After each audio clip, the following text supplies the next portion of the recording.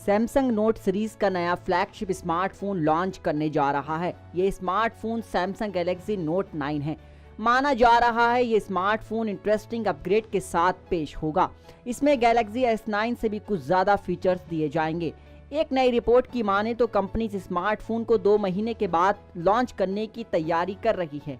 Galaxy note 9 smartphone को Samsung 2 से लेकर 9 अगस्त के बीच गैलेक्सी नोट 9 स्मार्टफोन को सैमसंग 2 से लेकर 9 अगस्त के बीच लॉन्च कर सकता है। ये स्मार्टफोन न्यूयॉर्क में एक इवेंट में लॉन्च होगा। हालांकि इस नए लीक से पहले भी इस स्मार्टफोन को लेकर कई अफवाहें सामने आ चुकी हैं, जिनमें इसके फीचर्स के बारे में जानकारी दी गई है। अब एक नई रिपोर्ट में गैलेक्सी नोट 9 के लॉन्चिंग डेट को लेकर बताया गया है। हालांकि अभी सैमसंग की तरफ से इस स्मार्टफोन के लॉन्च डेट को लेकर कोई ऑफिशियल बयान जारी नहीं किया गया है। इससे पहले पिछले हफ्ते इस स्मार्टफोन को लेकर रेंडर लीक हुआ था। इसमें बताया गया था कि इस स्मार्टफोन में फिंगरप्रिंट सेंसर की जगह बदल दी गई है।